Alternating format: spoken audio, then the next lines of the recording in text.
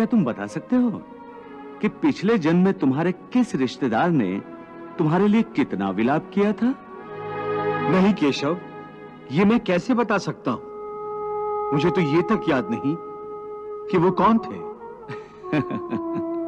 बस जिस तरह तुम अपने पिछले जन्म को भूल गए हो, उसी तरह तुम अपने इस जन्म को भी भूल जाओगे। इस जन्म के रिश्तों का अर्थ तुम्हारे आने वाले जन्म में कुछ भी नहीं रह जाएगा। आज अभिमन्यु को तुम अपना पुत्र समझ रहे हो सकता है पिछले जन्म में वो तुम्हारा पिता रहा हो, या आने वाले जन्म में तुम्हारा महाशत्रु बन जाए।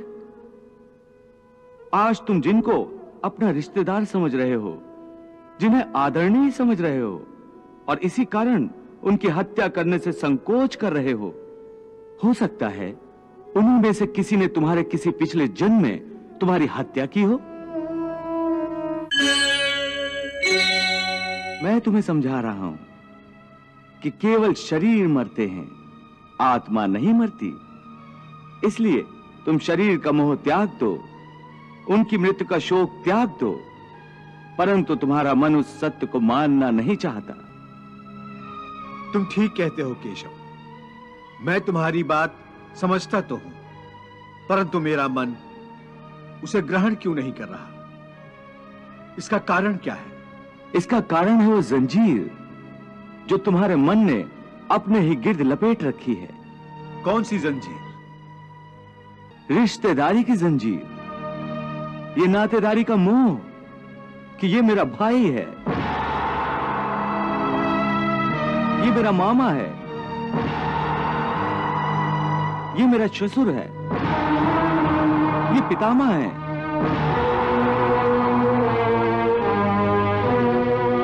तुम ठीक कहते हो कि रिश्ते नातों की जंजीरों ने मुझे चारों तरफ से जकड़ रखा है, परंतु मैं इस जंजीर को कैसे तोड़ दूं? मैंने मान लिया कि ये सारे शरीर नाशवान हैं, परंतु इनके साथ जो मेरे रिश्ते हैं वो तो नाशवान नहीं है, वो तो सच्चे हैं। भीष्म मेरे पितामह हैं, अभिमन्यु मेरा पुत्र है, महाबली भीम मेरा सहोदर भाई है। ये रिश्ते तो सच्चे हैं। भले इन सब के शरीर मर जाएंगे, परंतु इन सब के साथ जो मेरे रिश्ते हैं वो तो नहीं मरेंगे। जैसे आज मेरे पिता महाराज पांडु का शरीर नहीं है, परंतु मेरे पिता आज भी महाराज पांडु हैं। पिता पुत्र का तो वो पवित्र रिश्ता समाप्त नहीं हुआ। इन रिश्तों की पवित्रता पर मैं कैसे प्रहार करूं? शरीर को भूल जाओ, परंतु अपने दादा के रिश्ते पर तीर कैसे चलाऊं? अपने भाई के नाते पर तलवार कैसे उठाऊं? अर्जुन, ये रिश्ते, ये नाते सब इस जन्म के हैं। इस जन्म से पहले या इस जन्म के पश्चात इन रिश्तों का कोई अस्तित्व नहीं रहता। ये काका, मामा, भाई, पुत्र, पितामह पिछले जन्म में कहां थे? तुम्हारे क्या लगते थे? और अगले जन्म में ये क्या होंगे, कहां होंगे? इसका उत्तर है तुम्हारे पास? नहीं केशव। इसीलिए कहता हूं कि जब शरीर नाशवान है तो ये रिश्ते भी नाशवान हैं, क्योंकि ये सब नाते शरीर के हैं। और ये जो तुमने अपने पिता का उदाहरण दिया कि उनका तुम्हारा पिता पुत्र का नाता तो समाप्त नहीं हुआ, तो ये भी तुम्हारा भ्रम है, अज्ञान है। केवल तुम्हारे मन में अभी तक वो रिश्ता जीवित है, क्योंकि तुम अभी तक उसी जन्म में हो, परंतु तुम्हारे पिताश्री इस समय जिस योनि में भी होंगे, उनके लिए वो रिश्ता समाप्त हो चुका है। पिता की बात छोड़ो, अपनी बात करो। पिछले जन्म में जब तुम्हारी मृत्यु हुई होगी, उस समय तुम्हारे सब संबंधी रिश्तेदार रोए होंगे। तुम्हारी पत्नी ने, तुम्हारे पुत्रों ने बहुत विलाप किया होगा। परंतु आज इस जन्म में तुम्हें याद भी नहीं कि किस किस ने तुम्हारी मृत्यु पर विलाप किया था। आज तुम्हारे लिए उनका या उनके रोने धोने का कोई मोल नहीं।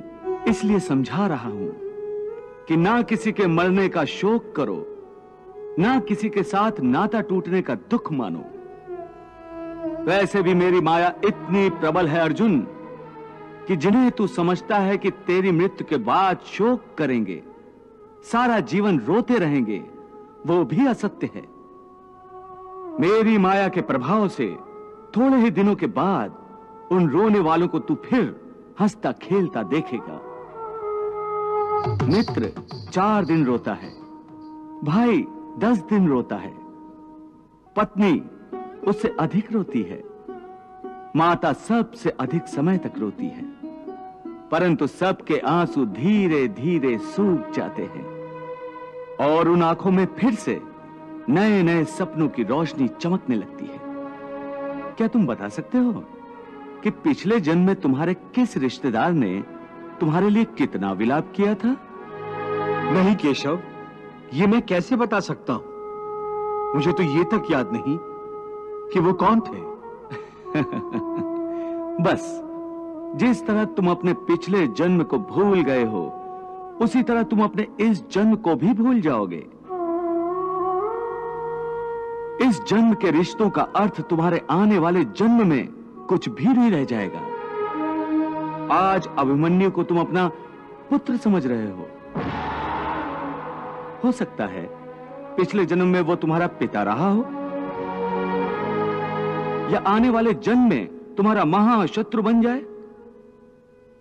आज तुम जिनको अपना रिश्तेदार समझ रहे हो, जिन्हें आदरणीय समझ रहे हो, और इसी कारण उनकी हत्या करने से संकोच कर रहे हो सकता है उन्हीं में से किसी ने तुम्हारे किसी पिछले जन्म में तुम्हारी हत्या की हो, या तुम ही अगले जन्म में उनकी हत्या कर दो।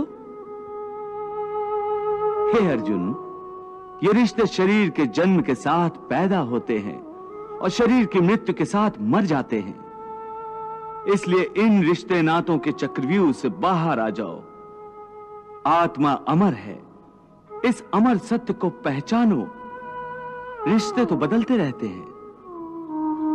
हे अर्जुन, इसलिए तुम्हें न रिश्तों से मोह करना चाहिए, न रिश्तों के टूटने का शोक करना चाहिए। यही सांख्य योग का ज्ञान है कि मनुष्य को एक सन्यासी की भांति सोचना चाहिए कि ये सब रिश्ते नाते मोह को उत्पन्न करते हैं, और मोह इन रिश्तों को इतनी जोर से पकड़ लेता है जैसे एक लोभी पुरुष नदी में डूबते हुए भी धन की गठरी को नहीं छोड़ता।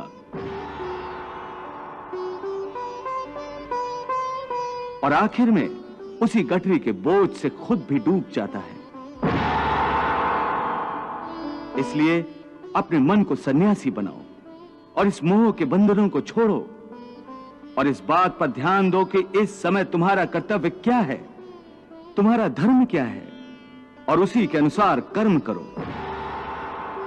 तो धर्म को निभाते हुए मनुष्य कर्म तो करेगा ही, और कर्म करेगा तो सन्यास को कैसे निभाएगा? देवी, यदि आप समझती हैं कि सन्यासी होने के बाद कर्म छूट जाता है, तो आपने भगवान श्री कृष्ण के उपदेश को समझा ही नहीं। हाँ प्रभु, बात स्पष्ट रूप से मेरी समझ में नहीं आ रही है, इसीलिए मैं आपसे समझना चाहती हूँ। देवी, ऐसा नहीं है जैसा आप समझ रही हैं। संसार में जीने के लिए हर प्राणी को कुछ न कुछ कर्म तो करना ही पड़ता है, जो उसके लिए अनिवार्य है, आवश्यक है। जैसे पेट की भूख मिटाना हर जीव के लिए अति आवश्यक है, यहां तक कि अपने पेट की आग बुझाने के लिए सन्यासी भी भिक्षा मांगकर गुजारा करता है। अर्थात ये कि कोई भी कर्म से मुक्त नहीं हो सकता। परंतु यदि भगवान श्री कृष्ण की शिक्षा को समझ ले तो मनुष्य कर्म करते हुए भी कर्म से मुक्त हो सकता है। प्रभु, कर्म करते हुए कर्म से कोई कैसे मुक्त हो सकता है? जैसे स्वयं भगवान श्री कृष्ण। हाँ देवी, मानव अवतार में भगवान श्री कृष्ण का जीवन और आचरण समस्त मानव जाति के लिए संसार में रहते हुए सन्यासी होने का एक उत्तम उदाहरण है। उन्होंने संसार में रहते हुए धर्म समझकर कर्म किया। जय पराजय अथवा फल की चिंता कभी नहीं की। इसलिए जब आवश्यक हुआ युद्ध भी किया, कभी हारे कभी जीते, परंतु उनके चेहरे पर वही मुस्कान और उनके हृदय में वही शांति रही। वो चाहते तो विजय श्री की माला हर बार उनके गले में होती। उन्होंने कर्म करते हुए भी लाभ हानि या उसके परिणाम की चिंता कभी नहीं की और अपने कर्तव्य पथ से कभी नहीं हटे। संसारी रिश्ते से कंस उनका मामा था, परंतु धर्म की रक्षा के लिए उन्होंने उसका संहार करने से भी मुंह नहीं मोड़ा। सो देवी, भगवान श्री कृष्ण अर्जुन को इसलिए यह उपदेश दे रहे हैं कि तेरा धर्म युद्ध करना है, परंतु यदि तू इस भावनाओं की नदी में बहता रहा और मन को अपने वश में ना कर सका, तो तू अपने धर्म का पालन नहीं कर सकेगा। इसलिए मन को सन्यासी बना और अपने क्षत्रिय धर्म का पालन कर। हे केशव, एक तरफ तुम सन्यास की बात करते हो, सन्यासी की भांति सब नाते रिश्तों के बंधन को तोड़ने को कह रहे हो, और दूसरी ओर मुझे कर्म करने को कह रहे हो। ये दोनों बातें विरोधी हैं। तुम जानते हो कि मनुष्य जब कोई कर्म करता है तो उस कर्म का कोई कारण होता है, कोई प्रेरक होता है जिसकी प्रेरणा से मनुष्य कर्म करता है। कोई भावना तो होती है जिस भावना की पूर्ति के लिए मनुष्य अच्छा बुरा कोई भी कर्म करता है। अर्थात कर्म की जड़ में एक भावना होती है और भावना की जड़ में कोई ना कोई रिश्ता होता है, क्योंकि किसी न किसी रिश्ते की जड़ से ही तो भावना पैदा होती है। इसलिए यदि मनुष्य सारे रिश्ते तोड़ देगा, अपनी भावना को त्याग देगा, तो फिर वो कर्म किसके लिए करेगा? अपने धर्म के लिए। धर्म के लिए? हाँ, अपने धर्म के लिए। अर्थात धर्म के लिए भावना की आवश्यकता नहीं होती?